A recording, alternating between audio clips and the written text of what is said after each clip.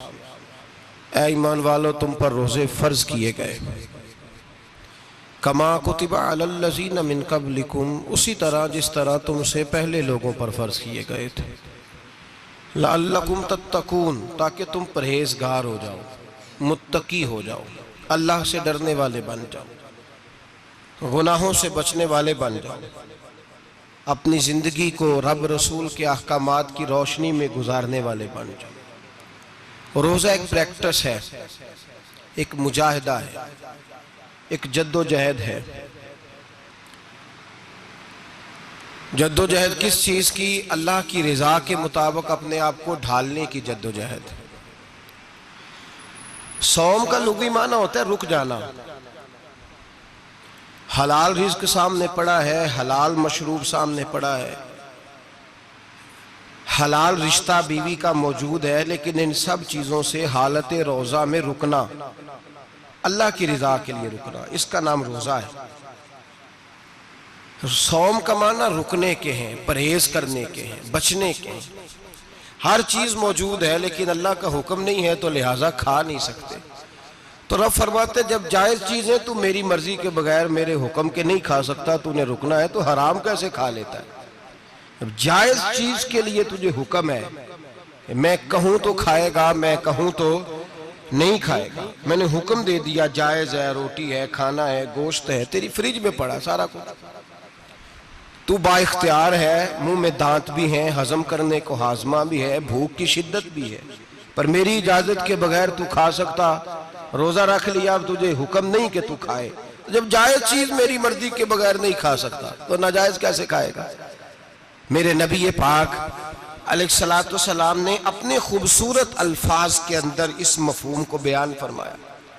महबूब पाक सल्लल्लाहु अलैहि वसल्लम फरमाते जिसने झूठ नहीं छोड़ा, गीबत नहीं छोड़ी, बुराई नहीं छोड़ी, अल्लाह को उसके भूखे प्यासे रहने की कोई जरूरत नहीं। वो काहे का रुका है? जब कोई काम तो उसने अल्लाह की रिदा वाला किया नहीं। रोजा रख के दगा कर रहा है, रोजा रख के झूठ बोल रहा है, रोजा रख के कम माप रहा है, तोल रहा है, धोखा दे रहा है, रिश्वत ले रहा है, फ्रॉड कर रहा है, हराम का माल इकट्ठा करके कहता है उसमें से चलो 10 देंगे भी पका देंगे। वो भाई जो काम अल्लाह ने तुझे करने का हुक्म दिया था, जब तू वो बजा ही नहीं ला रहा, मकसद रोजा ही तू हासिल ना, लअल्लकुम तत्तकून। रोजे का मकसद ये है कि तू परहेजगार हो जाए। मेरे नबी पाक अलैहिस्सलाम की बारगाह आली मर्तबत में 2 औरतें आई, ये चीजें खा लो। कहने लगी महबूबा हमने रोजा रखा हुआ है। फरमाया नहीं, तुम्हारा तो रोजा नहीं है, हुजूर रखा हुआ है रोजा, सहरी से लेकर अब तक कुछ नहीं खाया, शाम तक भी नहीं खाएंगी। महबूब ने फरमाया जरा कह तो करो, उल्टी तो करो। कह की तो उनके हलक से खून भी निकला और गोश्त के लोथड़े भी निकले, फोटियां भी निकली। नबी पाक ने फरमाया वहां बैठ के तुमने अपने जानने वालों की गीबत नहीं की, चुगली नहीं खाई? खामोश हो गई, गर्दनें झुक गई।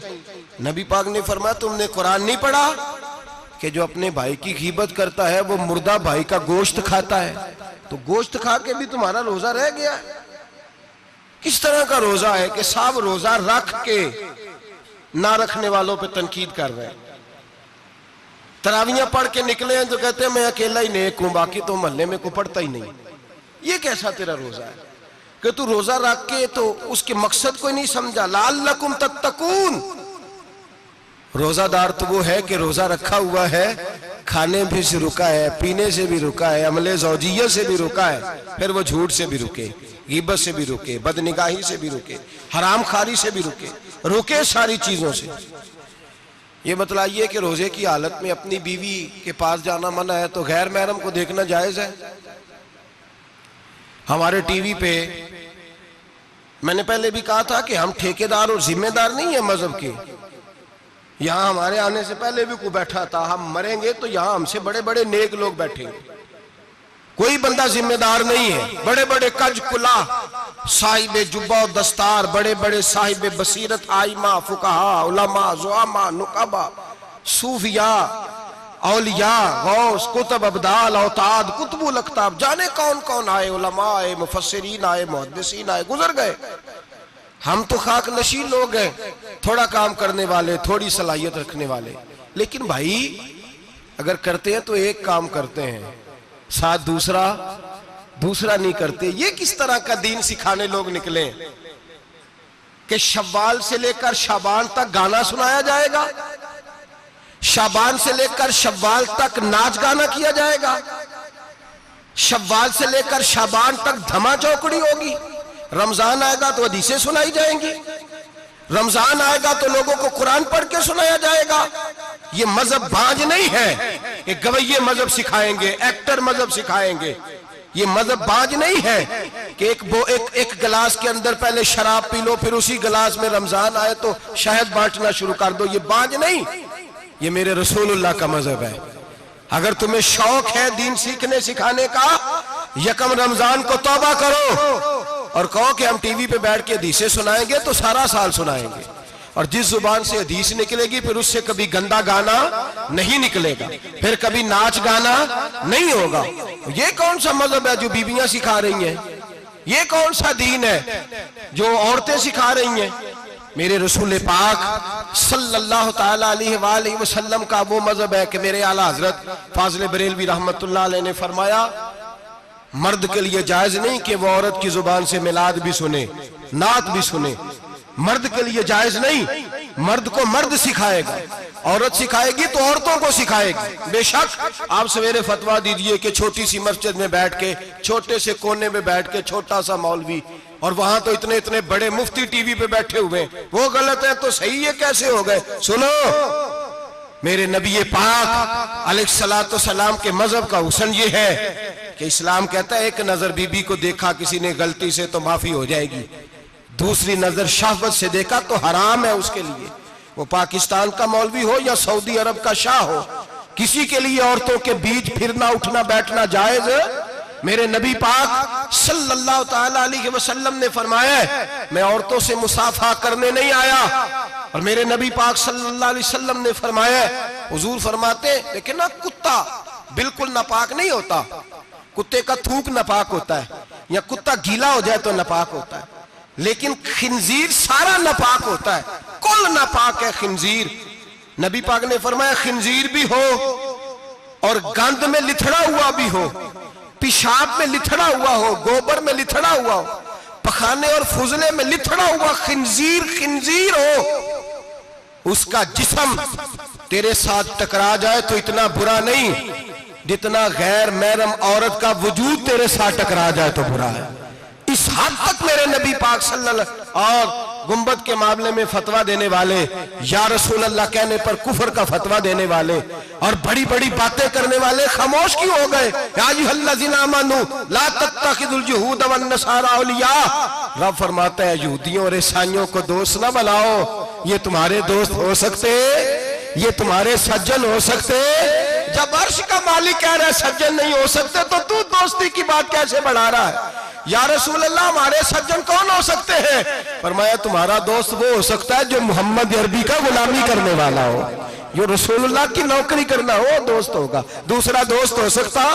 कोई एक्टर मजहब नहीं सिखाएगा, कोई गवैया मजहब नहीं सिखाएगा।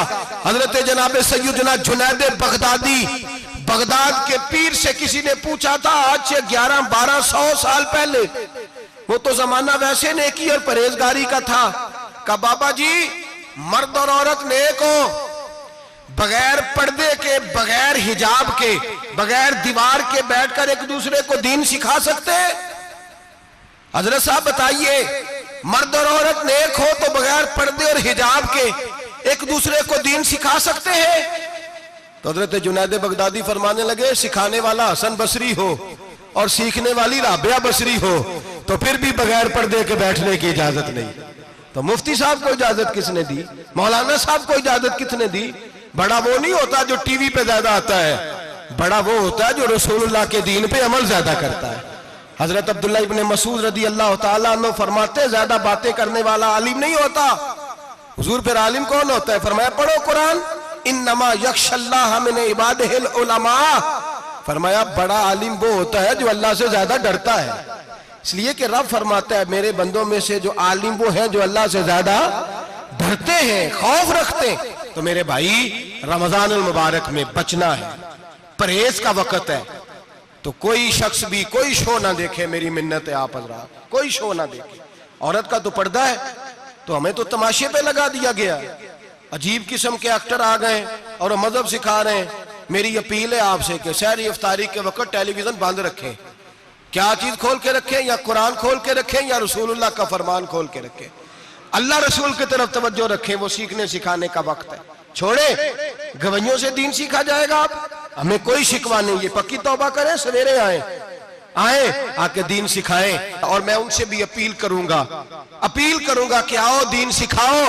हजरत फुजैल बिन अय्यास फरमाते हैं, मैं डाकू था, कभी कभी छुप छुपा के जुमा पढ़ा करता था, फिर मैंने तौबा की तो सच्ची तौबा की, फिर मैंने तौबा की तो रब को राजी करने वाली तौबा की, फिर मैंने तौबा की तो छोड़ी हर शय, गरीबों का लूटा हुआ माल वापस किया, जिसके पैसे न दे सका उसके घर में जाके उसकी भैंसों को चारा डाला, उसके ऊंटों की खिदमत की, मैंने कर्जे चुकाए। फरमाया मैं सच्ची तौबा करके मस्जिद आया, जिस खतीब के पीछे मैं जुमा पढ़ा करता था वो मेरे हाथ पे बैठ करके मुरीद हो गया। अल्लाह तबारक व तआला ने अपने बंदों के दिल मेरी तरफ फेर दिए, फिर तुम्हें उसमें इनाम देने की जरूरत नहीं पड़ेगी। फिर तुम कुटिया नशीन बन के भी दीन फैलाओगे तो अल्लाह उसमें तासीर पैदा फरमा देगा। तो रोजे का माना रुकना है। रोजे का माना बोलिए, रोजे का माना रुकना। किससे? झूठ से, गीबत से, बदी से, बदनिगाही, खाने पीने। रोजा किस पे फर्ज है? अमीरों पे कि गरीबों पे? जी कहने ने मैं तो काम ही मेरा तो काम ही मेहनत मजदूरी वाला, मैं कैसे रोजा रखूं? मैं तो दिहाड़ी लगाता हूं तो रोजा कैसे रखूं? मैंने नहीं किसी हदीस में पढ़ा कि रोजा वो रखे जो दफ्तर में बैठता है। सहाबा के जमाने में तो दफ्तर होते ही नहीं थे, किसी जगह नहीं लिखा हुआ रोजा वो रखेगा जो एसी में बैठता है, तब तो एसी थे ही नहीं। हजरत अबू बकर सिद्दीक रज़ी अल्लाह तआला अन्हु से लेकर जनाब बिलाल तक सारे अपने हाथ से काम करते, सारे अपने हाथ से काम करते, सारे। हजरत उमर फारूक रज़ी अल्लाह तआला अन्हु खलीफा वक्त होने के बावजूद माले गनीमत के ऊंट चरने जाते थे तो चरागाह में छोड़ने में जाते थे, लेने भी आते थे वापस। सारे लोग अपने हाथों से मुशक्कत वाले काम करते। हजरत बिलाल मजदूरी करते, सलमान फारसी मजदूरी करते, मिकदाद मजदूरी करते, सहाबा मजदूरियां करते, रोजे रखते। और रमजान के जाने का वक्त होता तो दर रसूल पे खड़े होकर अर्ज करते, महबूबा दिल नहीं भरा, दिल करता है कभी रब सारा साल ही रोजे अता करे, सारा साल रमजान दे तो हम सारा साल रोजे रखने को तैयार है। जज्बा था, ताकत थी, हिम्मत थी। आज नौजवान लड़का है, कहता है मुझसे भूख बर्दाश्त नहीं होती। मेरे भाई रब बीमारी ला देना, अल्लाह से दुआ मांगे, अल्लाह शिफाए अता फरमाए, और दुआ करें अल्लाह आजमाए से महफूज फरमाए। आप यकीन करें, मैंने लोगों को देखा है, हलक से कतरा नहीं उतरता, खुराक की नाली लगी हुई है, आला ग़िज़ाएं पकी हुई पड़ी है। अर्श का मालिक कहता है मैं तेरे हलक से गुजरने नहीं दूंगा, कानून बन गया। मैंने देखा है ड्रिप पे लोग जिंदा है, बोतल लगी हुई है ग्लूकोज की, गुजारा चल रहा, आला ग़िज़ाएं पड़ी है, लाखों रुपया तिजोरी में पड़ा है। मालिक कहता है तू नहीं खा सकता, तो वो खाने नहीं देता, नहीं खाने देता। एक शख्स यूरोप के इलाके का, मैं किसी कालम नवीस का पढ़ रहा था, वो कहता है मेरी खरबों में जायदाद है, लेकिन मेरे मैदे में ऐसी तकलीफ है कि मैं आटे को छान कर जो ऊपर से बूरा निकलता है सिर्फ वो खा सकता हूं, उसके अलावा मैं कायनात की कोई नेमत खा नहीं सकता। और मेरे भाई वो जब चाहे तो बड़े बड़े खाने खाने से तुझे रोक दे, तेरे दांत चबाने के काबिल ना रहे, जुबान निगलने के काबिल ना रहे, मैदा तेरा हजम करने के काबिल ना रहे, वो जब चाहे तो जो मर्जी कर ले। वो कहता चल तू मेरी मर्जी पे चल ना, एक महीना मेरे कहने पे ना खा, एक महीना मेरे कहने पे ना खा, तो या अल्लाह तू क्या करेगा? फरमाया सौमु तसहु, मेरे नबी पाक ने फरमाया तुम रोजे रखो, अल्लाह तुम्हें सेहत अता फरमा देगा, अल्लाह तंदुरुस्तियां दे देगा, शिफाएं दे देगा। तुम रोजे रखो, अल्लाह तुम्हें, सुभान अल्लाह, अल्लाह तुम्हें, अल्लाह ताकत देता है, हिम्मत देता है, अल्लाह हिम्मत देता है। मैंने देखा है, मैंने बुजुर्गों को देखा है, ज़ईफ लोगों को देखा है, कमजोर लोगों को देखा है, मैंने देखा है रोजे रखते हुए, मजदूरों को देखा है रोजे रखते हुए। मैं अपने अब्बा जी को कहता, अब्बा जी इतनी सख्त गर्मी और मजदूरी आप करते और मजदूरी के आलम में रोजा रखते, तो कहते पुत्र रोजा की आंदा है, रोजा कदों को जाता है, रोजा अपनी जगह ते वे मजदूरी अपनी जगह होते। और कई दफा मैनू फरमान लगे, मैनू यार समझ कोई नहीं लगती, पता नहीं रोजिया चला ताकत कितों दे छड़दा इन्नी ज्यादा, काम भी ज्यादा करीदा है तो रोजा भी भाई सौम तसखु मेरे मुस्तफा ने फरमाया तो रोजा रख, अल्लाह तुझे सेहत अता फरमा देगा। रब ताला तुझे, यहाँ होटल खुले हुए हैं, यहाँ अजीब हालात है, होटल खुले हुए हैं, लोग बहाने ढूंढते फिरते हैं, कहते हैं कट लग गया था, जरा थोड़ा सा खून निकल आया, सनी प्लास लगाई है तो रोजा नहीं रखा, ये जरा मुझे थोड़ी दिक्कत हो गया तो मैंने रोजा नहीं रखा, खांसी लग गई है तो रोजा नहीं रखा। ओ खुदा के बंदे, रोजा तो नेमत है। और सुभान अल्लाह, मेरे नबी पाक ने फरमाया लिकुल्ल शैइन ज़कात व ज़कातुल जसद सौम, फरमाया हर शय की ज़कात होती है, वजूद की ज़कात रोजा है। रोजे रखो जिस्म की ज़कात निकल जाएगी। फाका करना भी मेरे नबी पाक की सुन्नत है, मिसवाक करना भी सुन्नत है और फाका करना भी। मिसवाक वाली सुन्नत ज्यादा अपनाते हैं लोग, फाका करना भी नबी पाक की सुन्नत है। एक साहब मुझे कहने लगे जनाब बैठ के खाना हुजूर की सुन्नत है। मैंने कहा कभी कभी ना खाना भी नबी पाक की सुन्नत है, ना खाना भी हुजूर की सुन्नत है। और हमारे फुकाहा ने लिखा है जो रोटी ज्यादा खाता है उसमें दो बातें पैदा हो जाती हैं। क्या क्या? एक बोलता ज्यादा है, दूसरा सोता ज्यादा है, गाफिल हो जाता है। फाका और हकीम अतिब्बा डॉक्टर कहते हैं कि पेट खाली रहे ना जिस आदमी का, उसका हाफजा मजबूत होता है, उसके ज़हन की गिरा खुलती है। ज्यादा खाने से तो खुमारी चढ़ती है, दिमाग ढूंढते फिरना रोटी किधर से आज अच्छी है, घर में नहीं पकी तो होटल चले जाना, खाने के सिवा और काम ही कोई नहीं। ओ साहब, मेरे नबी पाक अलैहिस्सलाम ने फरमाया काफर 7 आंतों से खाता है, 7 आंतों से, और फरमाया मेरा मोमिन 1 आंत से खाता है। उसके वजूद में खाने वाली 1 आंत है, काफर 7 आंतों से खाता है। फाका कशी से नूरानियत पैदा होता है, कम खाना। देखे ना, नबी पाक सल्लल्लाहु अलैहि वसल्लम ने अल्लाह से फाका मांग के लिया है, या अल्लाह 1 वक्त रोटी दे, 1 वक्त का फाका दे, मांग के लिया है नबी पाक ने, मांग के। हजरत अबू हुरैरा रदी अल्लाह ताला अन्हु फरमाते हैं भूख ज्यादा लगती थी ना जब मुझे, तो मैं हजरत उमर से, अबू बकर से, उस्मान, मौला अली से को मसला पूछ लेता था, और जब मैं मसला पूछता था तो वो मुझे रोटी खिला देते थे। जब मैं उनसे मसला पूछता तो वो मुझे, हजरत अबू हुरैरा फरमाते हैं मुझे भूख लगी, मैं हजरत उमर के पास गया, उनसे मसला पूछा। उनका रिवाज था जब मैं मसला पूछता तो पहले रोटी खिलाते। हमारे बुजुर्ग ये फरमाते हैं कि खाने खिला के दीन पढ़ाओ। सिर्फ तुम्हारा कुतुब खाना नहीं खुला होना चाहिए, तुम्हारा दस्तरखान भी खुला होना चाहिए। किसी ने नबी पाक सल्लल्लाहु अलैहि वसल्लम से पूछा था बेहतरीन मुसलमान कौन है? हुजूर ने फरमाया जो सलाम लेने में पहल करे और रोटी ज्यादा खिलाए, जो रोटी हर वक्त फिक्र करे आ यार तू रोटी खा ले, रोटी खाने की तरफ तवज्जो दिलाए। खिलाना सुन्नत है, ज्यादा खाना इसमें भी फर्क रखे। तो नबी पाक सल्लल्लाहु अलैहि वसल्लम के सहाबी हजरत अबू हुरैरा रदी अल्लाह ताला अन्हु फरमाते मैंने हजरत उमर से मसला पूछा। मैंने कहा हुजूर मसला बताएं, तो कहते पहले उनकी आदत थी जब मैं मसला पूछता तो रोटी भी खिलाते, आज उन्होंने मसला ही बताया है, रोटी कोई नहीं खिलाई। तो मुझे कहने लगे अबू हुरैरा तू सोचता होगा रोटी नहीं इसने पूछी, तूने कब से खाना नहीं खाया? मैंने कहा आज सुबह से। तो जनाब उमर कहने लगे मैंने कल सुबह से नहीं खाया। चल अबू बकर सिद्दीक के घर मसला पूछते हैं। कहते जनाब सिद्दीक अकबर के दरवाजे पे गए, जाकर के उनसे मसला पूछा। उनकी भी आदत थी जब कोई मसला पूछने जाते तो दस्तरखान बिछा लेते, कहते आओ रोटी भी खिलाता हूँ मसले भी बताता हूँ। कहते हैं गए तो उन्होंने भी मसला बताया, रोटी कोई ना पूछी। तो कहने लगे उमर अबू हुरैरा तुम लोगों ने कल परसों से नहीं ना खाया होगा। और अबू बकर को 4 दिन गुजर गए हैं, थोड़ा सा दूध मिला है या खजूर मिली है, रोटी कोई नहीं मिली।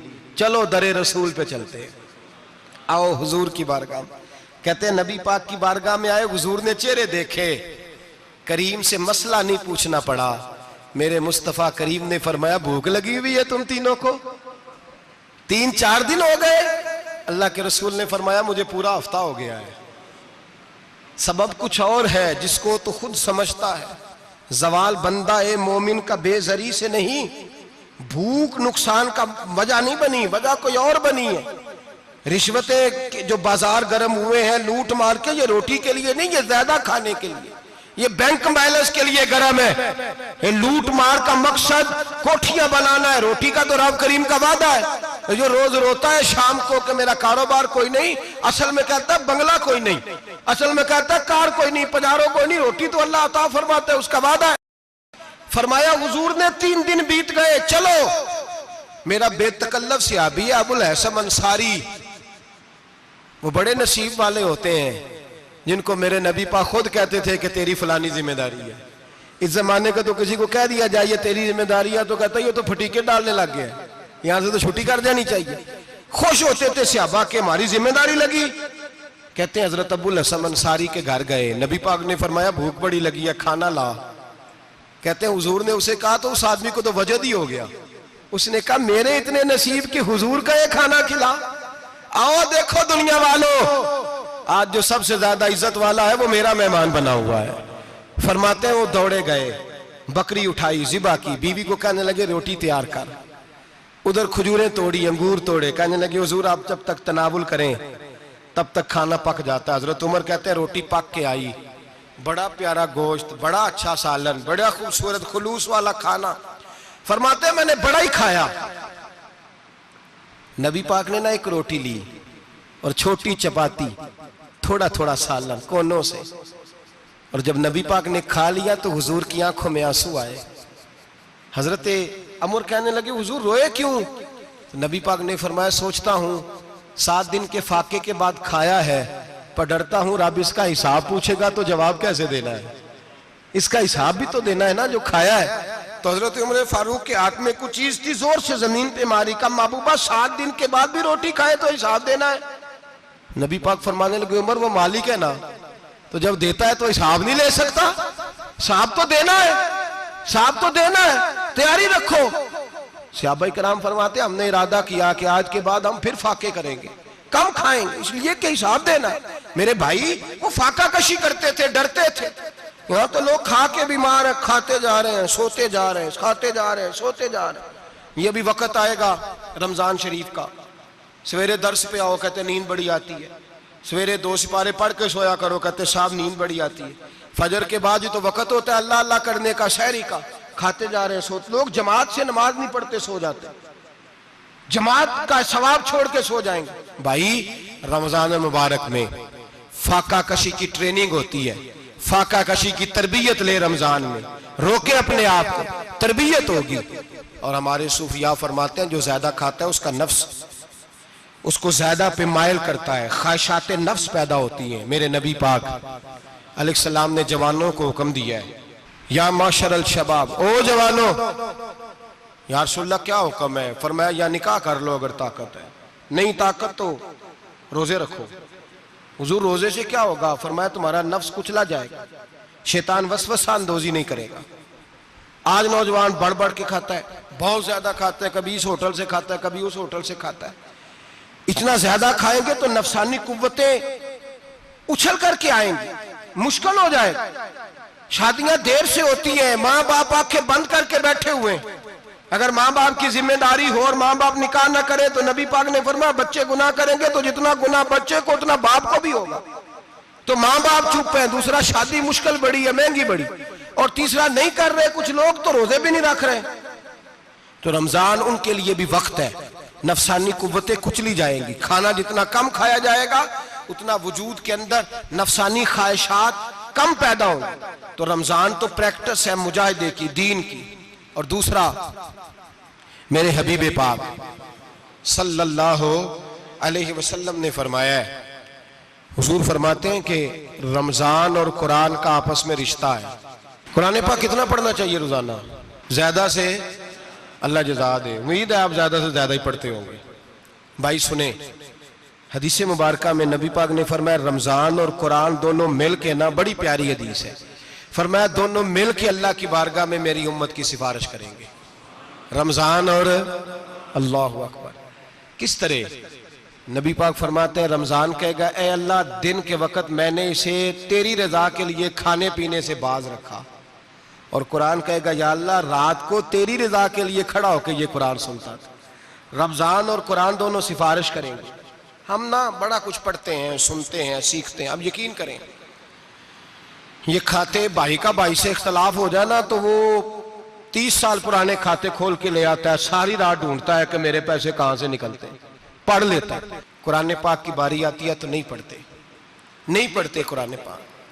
अब्बा जी का खत्म होता है तो मांगते फिरते हैं, कहते 2 कुरान पाक, 10 कुरान पाक।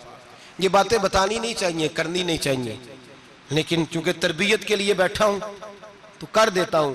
मेरे शागिर्दों से पूछें, यहाँ मदरसा है अल्हम्दुलिल्लाह, दर्जनों तलबा हैं, असातिज़ा है, मेरे पीर भाई हैं, और मेरा ये दावा है कि शायद कोई किसी से इतना प्यार करता हो जितने मेरे शागिर्द और मुरीद मुझसे करते हैं।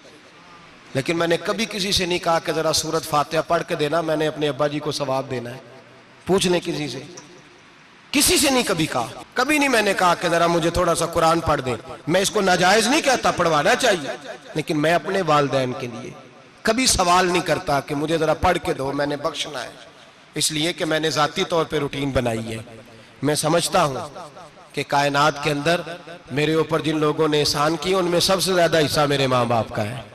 मैं समझता हूं इस बात, कितना नालायक हूं मैं कि मैं एक महीने में एक कुरान पाक भी पढ़ के उनकी रूह को एहसास नहीं कर सकता।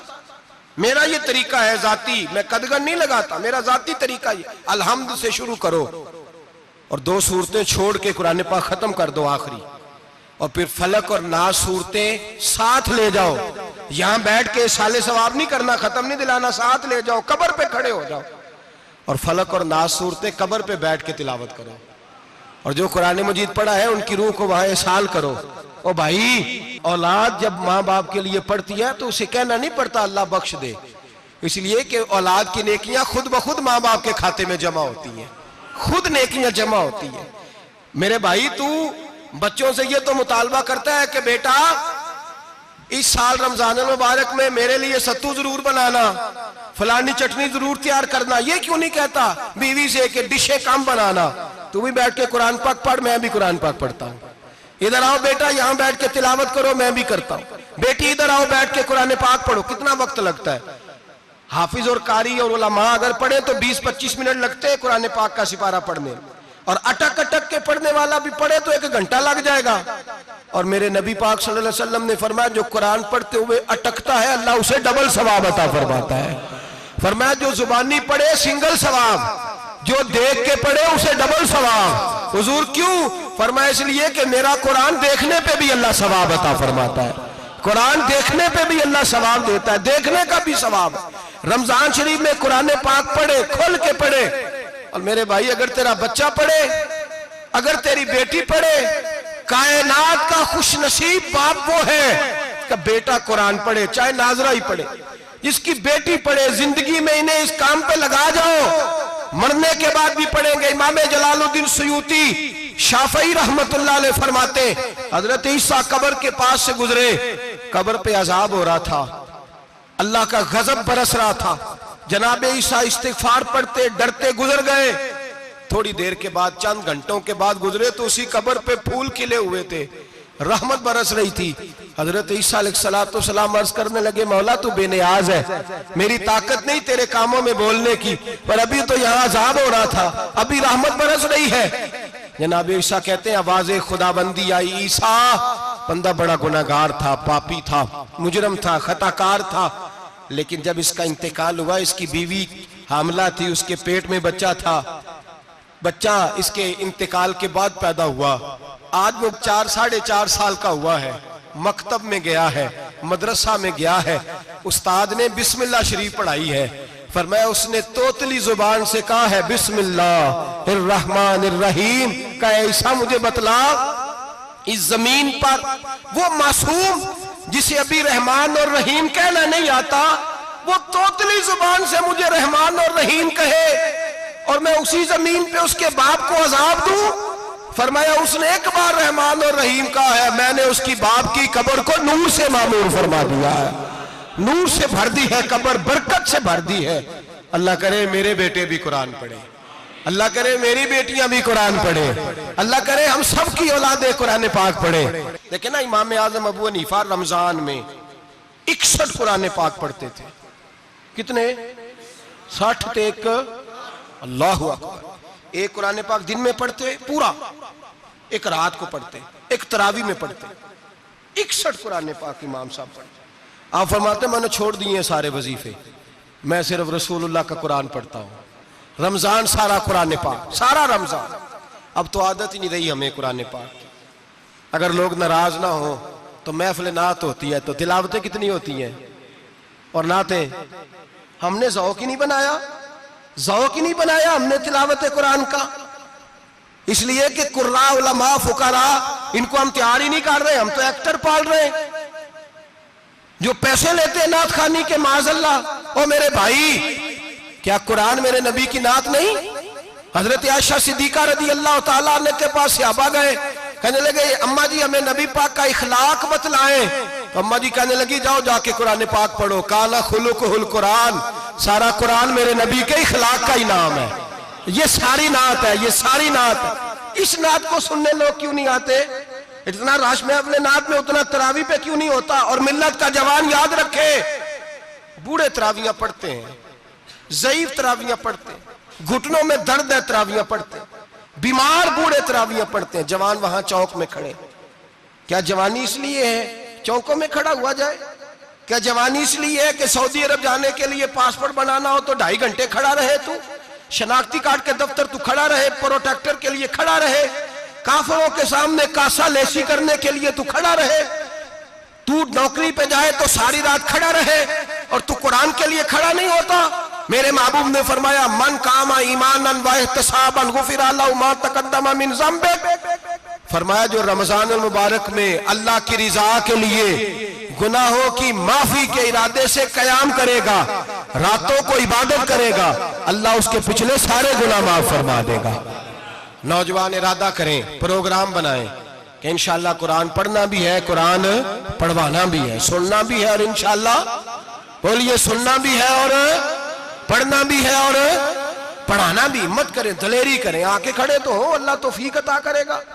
पहली बात यह कि रोजा रखें, दूसरी बात यह कि कुरान पाक की तिलावत करें, और रोजा रखें तो रोजे के सारे हुस्न समेत उसे रखें। नबी पाक ने फरमाया रमजान गमखारी का महीना है, गमखारी करें। हमारे जमाने में 2 किस्म की तकलीफें हैं। एक तो गरीब आदमी, उसका हाल यह है कि वो मांगते ही गुजारा करना चाहता है, उसने हाथ यूं कर लिया है तो अब उसका यूं होने को तैयार नहीं।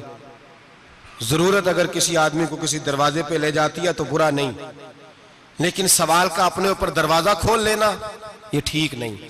फाका कशी पैदा करें, हौसला पैदा करें, थोड़े पे गुजारा करना सीखें। गरीबों को भी इजाजत नहीं कि वो निकल खड़े हों मैदान में मांगने के लिए। टोलियां निकलती हैं रमजान में, जत्थे निकलते हैं खैरात इकट्ठी करने वाले। बचें। मेरे नबी पाक सल्लल्लाहु अलैहि वसल्लम ने फरमाया जिसने बगैर जरूरत के सवाल किया, जब कयामत के दिन आएगा तो उसके चेहरे के ऊपर गोश्त नहीं होगा, सिर्फ ढांचा ही होगा। इतनी भयानक सूरत में आए, बगैर अशद जरूरत के सवाल न कर, कभी सवाल न कर। और अमीरों से गुजारिश है कि रमजान हमदर्दी का महीना है, हमदर्दी करें तो सामने वाले की इज्जत का भी ख्याल करें। ये बात दुरुस्त है कि गरीब सियाना नहीं होता, इसलिए कि जिसकी जेब में पैसे नहीं होते भाई उसे अकल भी नहीं होती। जिसके घर कार नहीं होती उसे चलाने का तरीका, जिसके घर ओवन नहीं होता उसे चलाने का तरीका भी नहीं आता। जिसके घर में चीजें होती हैं उसे चलाना भी आ जाता है। जिदे घर दाने उदे कमले भी उसके सियाने हो जाते हैं। तो चौधरी साहब, सेठ साहब, नवाब साहब आटा तकसीम करते हैं, खड़े होके फोटो खिंचाते हैं, फेसबुक पे देते हैं, और एक आटे का थैला और 10 अखबारों में फोटो। अल्लाह से डरें। रमजान हमदर्दी का महीना, हमदर्दी का। गरीब को दें तो उसकी इज्जत को रुसवा ना करें। मेरे नबी पाक अलैहिस्सलाम के सहाबी हजरत अब्दुल्लाह इब्ने उमर रदी अल्लाह ताला अन्हु ढूंढ के लाते थे मिस्कीनों को, ढूंढ के, और जब लाते थे तो अपने दस्तरखान पर बिठाकर अपने साथ अफ्तारी कराया करते। और फिर फरमाया अल्लाह ताला ने लन तनालुल बिर्रा हत्ता तुनफिकु मिम्मा तुहिब्बून, अल्लाह के रास्ते में वो चीज देनी है जो तुम्हें ज्यादा प्यारी हो। कौन सी चीज जो तुम्हें, मैं थोड़ा सा बेबाक हूं बाज दोस्तों के साथ, सबके साथ नहीं। एक दोस्त मदरसे में घी देने आए एक दफा, तो वो वाला घी दे गए जो सबसे सस्ता था। तो मैंने कहा मुझे दयानतदारी से बचाए, आप यही खाते हैं घर में? कहने लगे नहीं।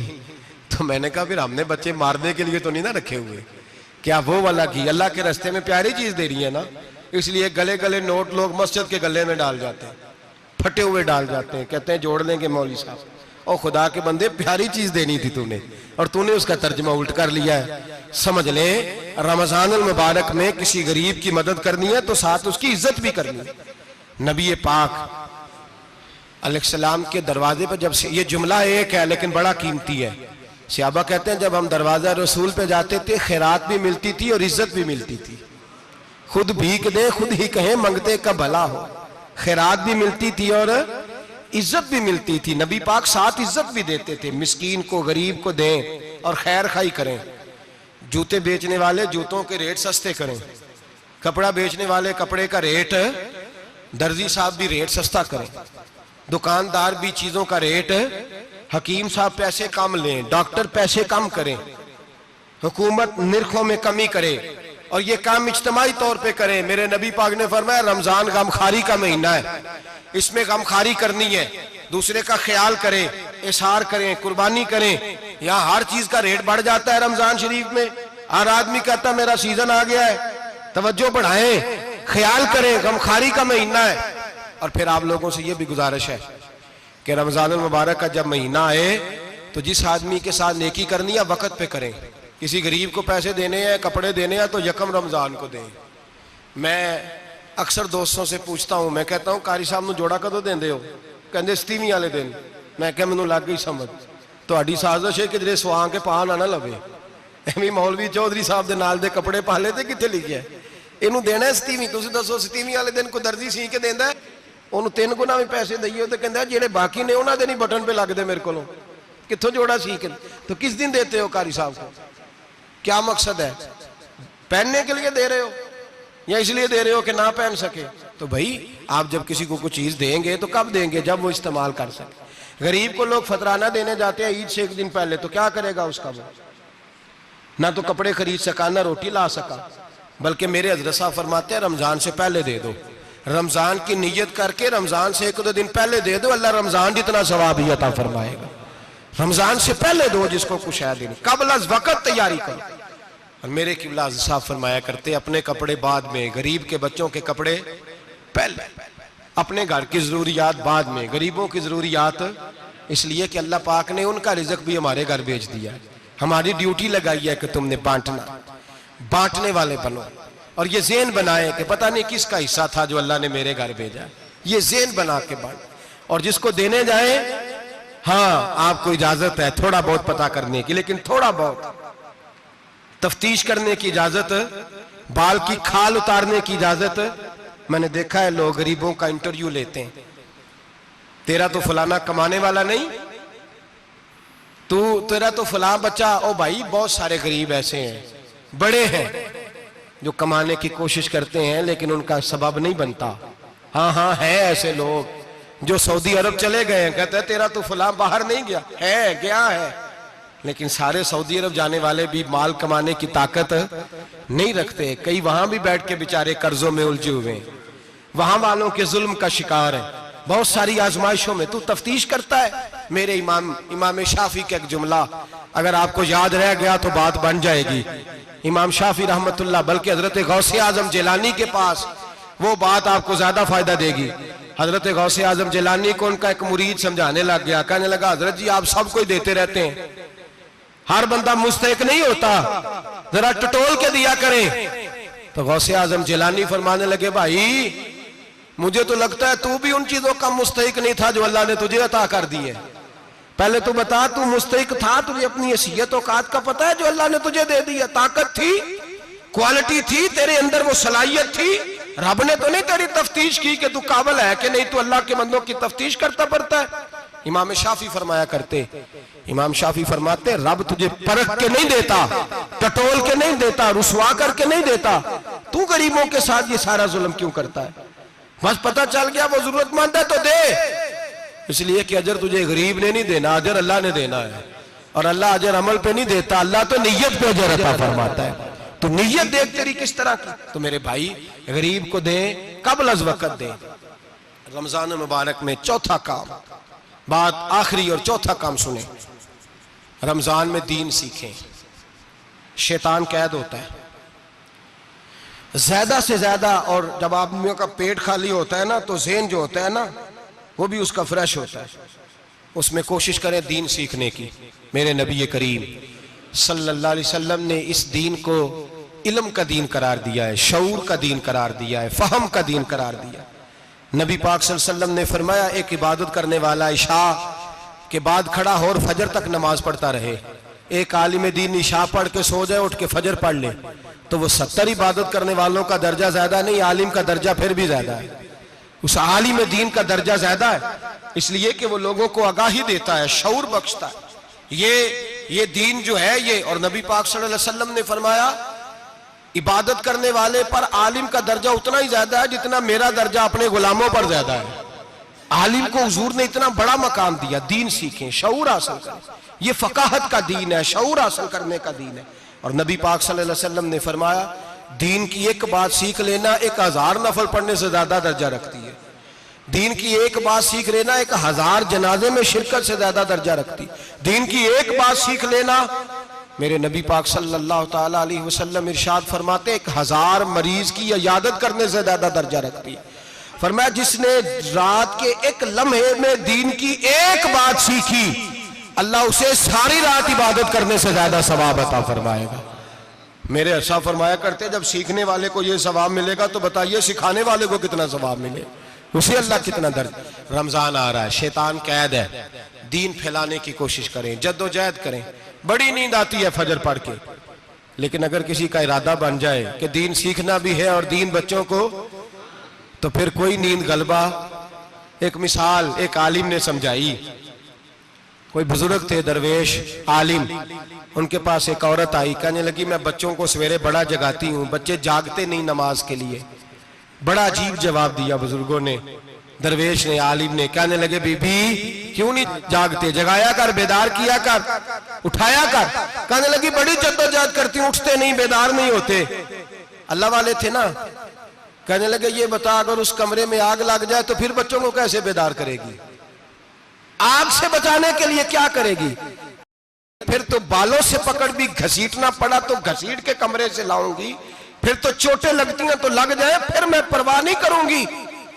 आप फरमाने लगे यूं समझ ले जहन्नम की आग जल रही है, अगर तेरे बच्चे ने नमाज ना पढ़ी तो आग लग जाएगी, अगर इसने इबादत ना की तो उसे आग, अब जैसे भी तुझे उठाना पड़ता है उठा घसीट के बाहर ला, लेकिन उसकी नमाज कज़ा। नींद बड़ी आ रही है सवेरे, लेकिन अगर दीन ना सीखा तो मुश्किल हो जाए। जैसे भी अपने आप को जगाना चाहिए, हिम्मत करनी चाहिए, दलेरी करनी चाहिए। हमेशा मिदहते खैरुल आनाम में गुजरे, दुआ है ये उम्र दरूद व सलाम में गुजरे। आखिर दावा अल्लाह अल्लाह अल्लाहु ला इलाहा इल्लल्लाह, अल्लाह अल्लाह अल्लाहु ला इलाहा इल्लल्लाह। आमीना बीबी के गुलशन में आई है ताजा बहार, आमीना बीबी के गुलशन में आई है ताजा बहार। पढ़ते हैं सल्लल्लाहु वसल्लम, पढ़ते हैं सल्लल्लाहु वसल्लम, आज दरो दीवार मदनी। अल्लाह अल्लाह अल्लाहु ला इलाहा इल्लल्लाह।